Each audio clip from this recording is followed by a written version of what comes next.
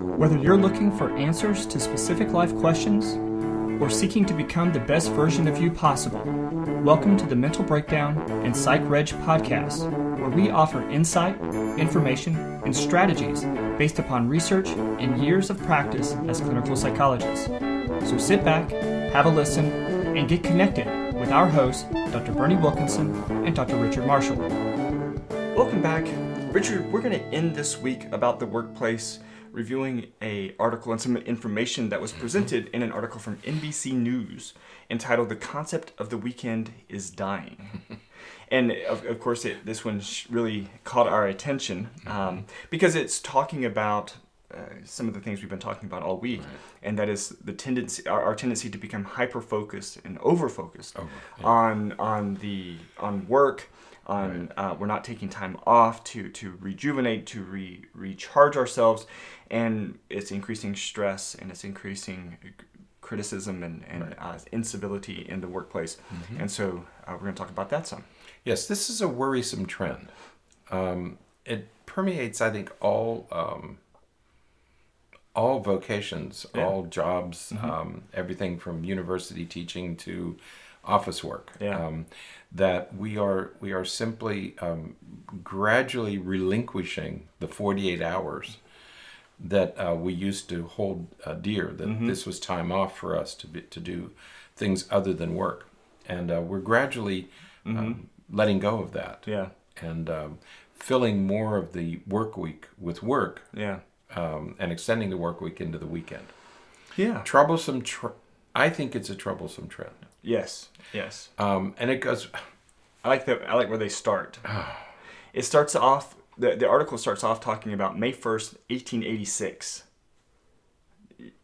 I was going to make a joke. You don't have to, because my grandfathers were part of that. Yeah. Not in Chicago. Yeah. But they were part of this effort. Mm-hmm. Called the Great Refusal. The Great Refusal, and it was essentially a strike. Right. 30,000 workers in Chicago. These were the early days of the Industrial Revolution, and there were millions of immigrants, mainly from Europe, coming into the United States, and they would do whatever jobs they had to do in order to survive here. Right. And business owners knew that, and they took advantage of it. Right. And so these people were working 12-hour shifts, 6 and 7 days a week, sometimes living at the factory or near the factory. Yeah. And if you go through some of these towns, coal towns in West Virginia, steel towns in Pennsylvania and Ohio and Indiana, you can see these neighborhoods that were close to the factories, right? So that people were right there. They were built to be close so that they could just be at work all the time. Yeah, within walking distance, and you could get there in a hurry. And workers began to say to demand a shorter work week, so that they could have more time with their families, and this led to actual pitched battles between the business owners. And the police force and the workers. Right. And people were killed. Yeah. There were actually gunfights and gun battles. These were common in Pittsburgh. I grew up near Pittsburgh. And these battles were common in Pittsburgh. Yeah. I mean, it was just part of, we knew growing up that people had been killed because workers had gone out on strike. Okay. The saddest part of this Chicago story is that 8 of the protesters were arrested and convicted of murder. Yeah, and one of them was hanged himself in prison, and 4 were executed publicly. Yeah. No police were charged. The business owners weren't charged. They never were. But the Carnegie Corporation, what eventually became U.S. Steel, they dealt with the strikers very harshly, and many of them were killed by either the private guards that the companies hired or by the police. So these rights came at a very high price. Right. And as a product of that, I always shudder when people say we have to do away with unions. Yeah. I struggle with that whole idea because a lot of people lost their lives to fight for these rights, and we're giving them away willingly now. Right. And I'm not sure that we should do that. Right. Yeah. And the idea of what I found very interesting is sort of the review of the invention of the weekend, if Right. you will. Yeah. And, because it wasn't always there. No. And it wasn't created altruistically. No. Henry Ford Right. started, and it was, I don't know that I would necessarily say reluctantly, Right. but he saw this as a way to, keep workers happy Right. and keep them hired and keep them working Right. so they're not striking. And so he said, okay, here's what we'll do. Right. Let's work 5 days and we'll take 2 days off. But he also raised the minimum wage. Right. I think to $5 a day or Yeah. something. Why did he do that? He wanted them to buy the cars that they were building. Right. He wanted his workers to have enough money to buy the cars that they were building. Yeah. And he also knew that if we gave people time off on the weekends, that they would be out shopping and buying the things that they needed. Yeah. So it would keep the economy moving. Right. So no, it wasn't out of altruism. Right. They took it through losing their lives. I mean, a lot of Right. people lost their lives, so they took it from the owners. But but when the owners gave it to them, they gave it to them for practical, financial, economic reasons. Right. And as you said, the concern is that we are now giving much of that away voluntarily we're giving it because back. of our consistent engagement and involuntary willingness to, and I say involuntary because I think that a lot of times we do it without even thinking that this is what we're doing. We do it. We do it because the ethic that has worked its way into the psyche is that if you're not willing to work on weekends, then you're not really you're not really invested in the company, or that you're lazy. You only want to work 40 or 45 hours a week, so you're really not a team player. You're really kind of lazy, and we're looking for people who are really aggressive and assertive. Exactly.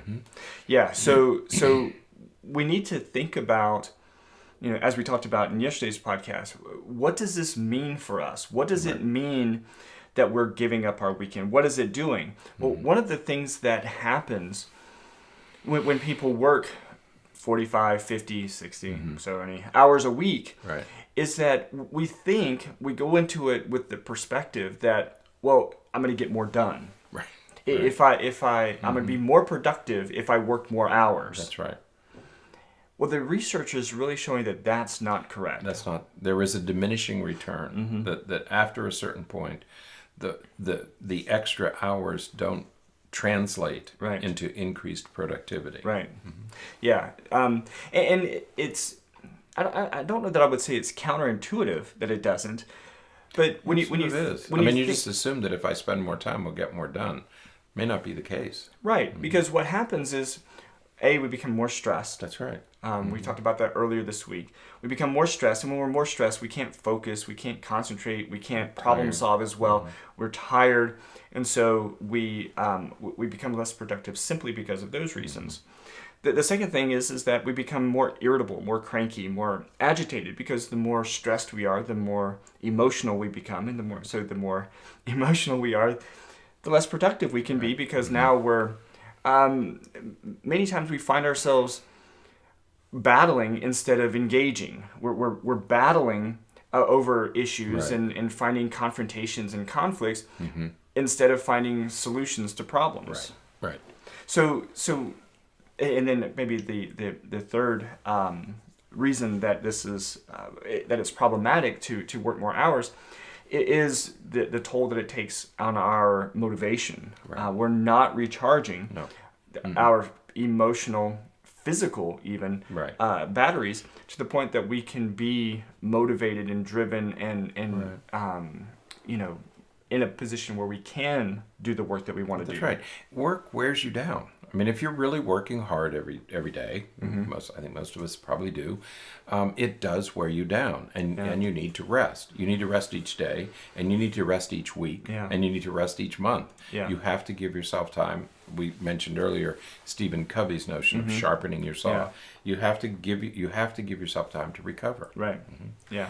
So the weekend should be we talked before, the mini vacation even. If you think of it, and I use vacation sort of loosely there, but this is a break away from work. This is a time when you should unplug, you should be disengaged from work so that you can have the other aspects of life that you want to have. and that, in and of itself recharges and rejuvenates you. Right. So let's talk a little bit then about, maybe some ways that we can work on this, and we can, make the time that we work more productive, while at the same time keeping ourselves in a good state. Right. Because the effects, what's happening to us now is we are perpetually on. Right. We're just always on work mode. Right. And another aspect of this is we talk about the global economy. Right. Yeah. When you talk about the global economy, one of the things that they always talk about is, well, I can get these clothes made more cheaply in India or Bangladesh or Indonesia because workers are willing to work for so much less. Right. Well, one of the things that we don't think about, I don't think we think about, is that even if you're a salaried employee, you calculate your salary based on a 40-hour work week. Right. But if you're working 60 hours, I'm not going to do the math now, but what are you really making per hour? Because the more hours you work, the less you make per hour. Right. And so the insidious effect is that we're not getting...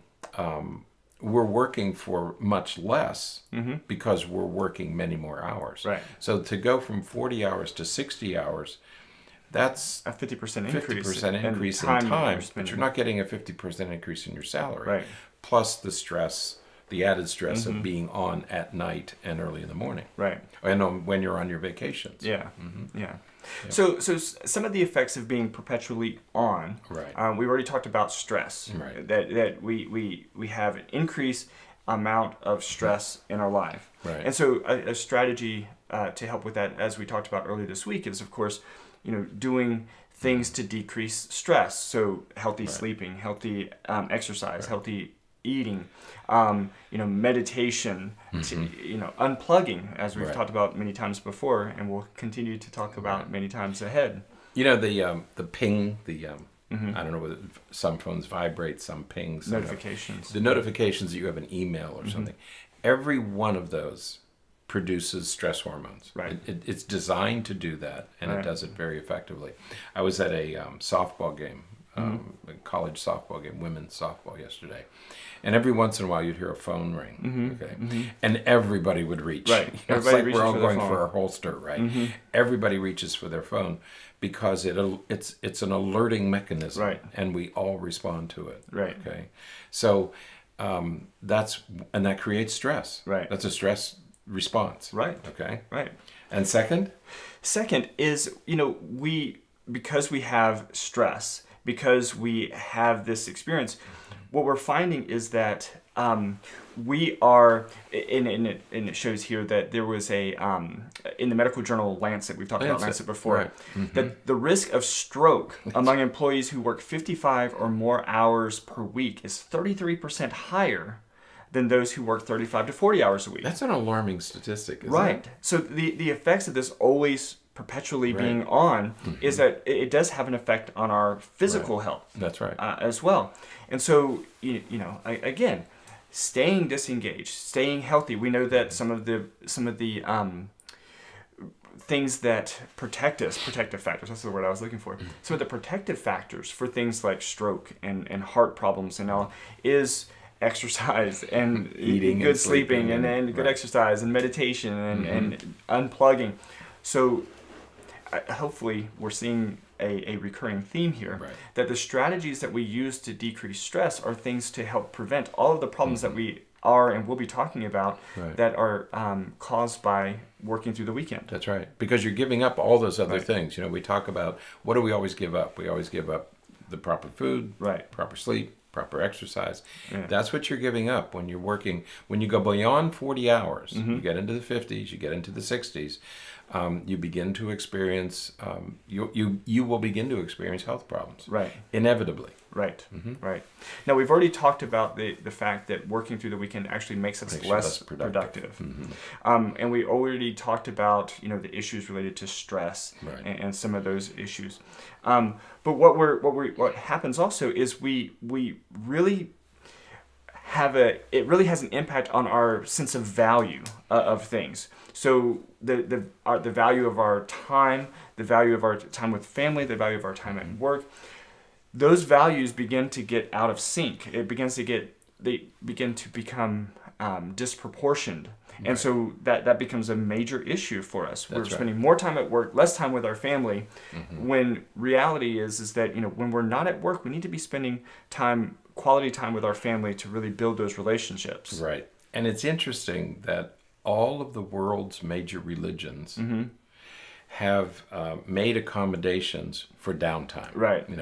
And so many people, anybody can argue that there's some reason for this. Right. The Friday prayers for Islam, the Jewish Sabbath, the Christian Sunday, was supposed to be a day of rest. I mean, there are sanctions built into most religions that say, for Jews, it's sundown Friday to sundown Saturday. For Christians, it's all day Sunday. And those were supposed to be complete. You were just supposed to stop and unplug. Stop doing what you're doing. Don't do your work. And just think about your life, your family, your children. And those were built in health mechanisms. That somehow 4,000 years ago, people knew to do that. Certainly all the Eastern religions, Taoism and Hinduism and all of them have this built-in downtime. Okay, it makes you a better person. You can't just keep working and ignore these parts of your life without paying a price. Because it throws those the balance of values out. That's right. And you really have to take that time to refocus, reorient, and recharge those batteries. That's right. So, And when you talk about values, what all this amounts to, what all of this is saying is that there is value in downtime. There is value in moving away from work. Don't think it's valueless or no. It plays an important role. Moving away from work plays an important role in being more productive at work. Well, and we know we've talked about this research before that when you're going to go on vacation. If you're going to go on vacation, you're going to spend 2 weeks away from work, say, which is a significant amount of time to be away from work. What we know is that week before you leave, you are extremely productive because you're thinking, I'm not going to be able to do this work for a week. I need to get all these things done. If every weekend, every day, you end the day thinking, I'm not going to be working anymore until tomorrow. I'm not going to be working for the next 2 days. I need to get as much done as I can. It's going to increase your productivity because this is the end of the work day. This is the end of the work week. And so I have to get these things done by that time, by that day, so that then I have these next 2 days off and I start the next work week. Because we have the capacity to carry our office with us. If I'm in my work day and I think, well, I can do this later, okay, I may or may not get to it later. There are many days when I leave my office thinking, I'm going to do this at home, only to get home and something else happens and you can't do it. So your productivity is less during the day because you have this illusion that you're going to have more time at night. And frequently you don't. Okay, so it's good advice. Put an end to your work day and say, I have to finish everything by 6 o'clock. That will make you more productive that day. It will impel you to get everything finished that day. Absolutely. So, all right, check out the article. It's a great article. The link is in the show notes, and let us know what you think. That's it. But before we go, again, our reminders about Patreon. Patreon.com/thementalbreakdown. It's a way that you can see what we're doing, see what we're planning to do, and if you can and have the means to provide any support or assistance in that, it's greatly appreciated. We really appreciate any support that you can do, even if it's just writing a review on iTunes or rating us on iTunes, or if you can help us out through Patreon. Any and all of that helps us so that we can get some additional assistance here to do some of the work that we're doing, so that actually the two of us can do more of what we want to do. You know, we really are moving into more of an interactive mode with these podcasts. I hadn't thought about it a year ago when we started, that we just presented information. Now we are seeking an interaction with our audience. So that is a genuine request. We really would like for this to be more interactive. We want to hear from you. Your criticisms. What are we doing well? What do we need to improve? So yes, stay connected. Let us know what you're thinking.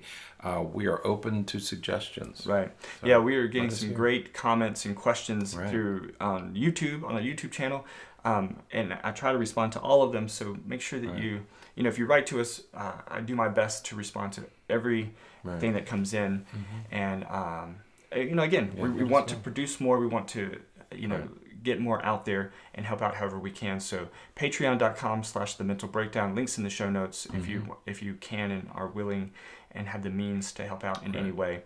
But anyone, of course, if you listen to us on iTunes, you can write a review, you can hit the stars, hopefully 5 stars, and that gets the word out. It increases our visibility so more people can find us. Share us on YouTube so that your friends can subscribe.